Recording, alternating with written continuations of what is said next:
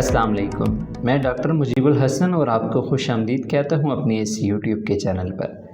आज इस वीडियो में हम डिस्कस करेंगे ब्राइटा आयोडेटा होम्योपैथिक मेडिसिन के बारे में।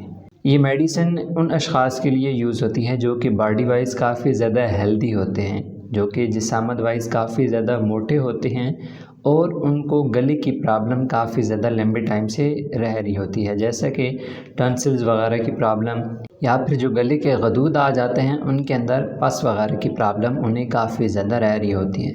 इस वीडियो के अंदर हम ब्राइटा आयोडेटा होम्योपैथिक मेडिसिन के बारे में डिटेल से डिस्कस करेंगे, लेकिन वीडियो को स्टार्ट करने से पहले आपसे गुजारिश है कि अगर आप इस चैनल पर नए आए हैं तो चैनल को लाजमी सब्सक्राइब कीजिएगा ताकि इसी तरह की इन्फॉर्मेटिव वीडियोज़ होम्योपैथिक मेडिसिन के बारे में आप तक सबसे पहले पहुँच पाएँ।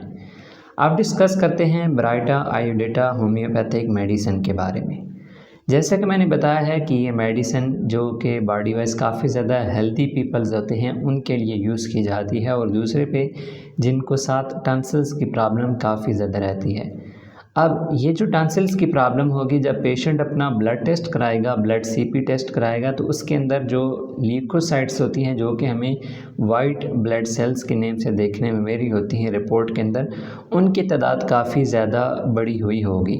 जनरली इनकी जो नॉर्मल तादाद होती है वो 4000 से लेकर 11000 तक होती है। 4000 से लेकर 11000 के दरमियान ये नॉर्मल कंसिडर्ड किए जाते हैं।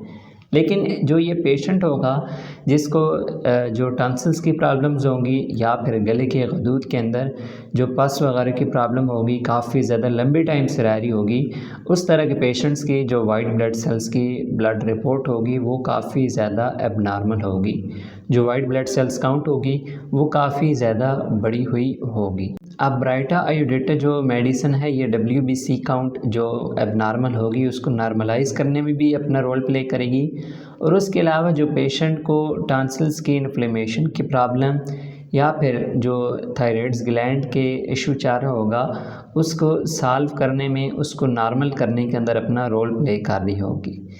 अब ये जो मेडिसिन है ये स्पेशली थायराइड्स के पेशेंट्स के लिए ये यूज़ नहीं की जाती, बल्कि अगर जिस्म की किसी भी हिस्से के जो ग्लैंड्स हों, गदूद हों, उनके अंदर पस वगैरह का रुझान काफ़ी ज़्यादा पाया जा रहा हो, क्योंकि जिस्म के अंदर मुख्तलिफ़ जगह पर मुख्तलिफ़ ग्लैंड्स पाए जा रहे होते हैं, तो मोस्टली जो इशू पाया जा रहा होता है वो पेशेंट के थायराइड्स ग्लैंड के अंदर ही पाया जा रहा होता है। इसलिए मैंने सबसे ज़्यादा इस मेडिसिन को उसी हवाले से ही आपके साथ शेयर किया है। बट ये चीज़ आपने माइंड के अंदर रखनी है कि जिस्म के मुख्तलिफ़ ग्लैंड्स के अंदर अगर इन्फ्लेमेशन पाई जा रही हो तो आप इस मेडिसिन को यूज़ कर सकते हैं। ये जो मेडिसिन है ब्राइटा आयोडेटा ये क्रॉनिक केसेस के लिए ही काफ़ी ज़्यादा फ़ायदेमंद रहती है। अब इसे एक्यूट केसेस के अंदर भी यूज़ कर सकते हैं, बट मोस्टली इस मेडिसिन को जो इस्तेमाल किया जाता है या फिर प्रेफर किया जाता है मुख्तलिफ़ डॉक्टर्स की जानिब से, वो यही होता है कि क्रॉनिक केसेस के अंदर आप इस मेडिसिन को यूज़ करें। अब इसके बाद हम डिस्कस करेंगे कि इस मेडिसिन को किस तरह से यूज़ करना है, कौन सी पोटेंसी के अंदर इस मेडिसिन का रिज़ल्ट सबसे ज़्यादा बेस्ट रहता है। यहाँ पर मैं ये बताता चलूँ कि नीचे डिस्क्लेमर के अंदर भी ये चीज़ जा रही होगी कि मेरे जो ये सेशंस होते हैं ये नॉलेज पर्पस पर बेस होते हैं, एजुकेशनल पर्पस पर बेस होते हैं, तो इसलिए मेडिसिन को इस्तेमाल करने से पहले कोशिश करें कि अपने होम्योपैथिक डॉक्टर के साथ लाजमन मशवरा कर लें। अब डिस्कस करते हैं कि जो ब्राइटा आयोडेटा होम्योपैथिक मेडिसिन है इसको किस तरह से यूज़ करना है और कौन सी पोटेंसी में। फ़र्स्ट ऑफ़ ऑल, अगर पेशेंट की कंडीशन काफ़ी ज़्यादा सीवियर हो तो फिर इस मेडिसिन को 3x पावर के अंदर आपने इस्तेमाल करना है। एक गिलास पानी का होगा, उसमें आपने 10-10 ड्रॉप सुबह दोपहर शाम इस्तेमाल करने हैं अगर पेशेंट की कंडीशन काफ़ी ज़्यादा सीवियर हो। अगर पेशेंट की कंडीशन थोड़ी सी बेहतर है तो फिर इस मेडिसिन को 3x पावर में आपने 2 टाइम ही इस्तेमाल करने हैं। अगर जो ये डिज़ीज़ हो ये काफ़ी ज़्यादा लंबे टाइम से रह रही हो लेकिन इतनी ज़्यादा सीवियर ना हो तो आप इस मेडिसिन को 30 पावर के अंदर इस्तेमाल करेंगे।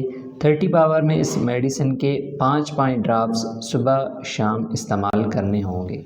अब इसके बाद हम डिस्कस करेंगे कि इस मेडिसिन के दौरान पेशेंट को कौन सी चीज़ों को फॉलो करना है और किन चीज़ों से परहेज़ करना है।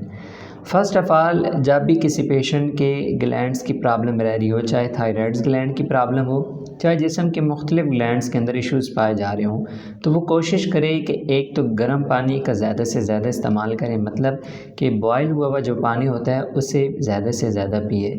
सेकेंडली कि जो खट्टी चीज़ें होती हैं जैसे कि दही, अचार, गोश्त वगैरह हो गए, इनको इस्तेमाल ना करें तो ज़्यादा बेहतर होता है। कुछ कंडीशंस के अंदर आप पेशेंट को जो सूप वगैरह होता है वो इस्तेमाल करा सकते हैं, उसमें भी जो उबली हुई बोटियाँ होती हैं गोश्त की वो पेशेंट खा सकता है, लेकिन सालन वगैरह अगर खाएगा तो वो उसके लिए काफ़ी ज़्यादा नुकसानदेह होगा।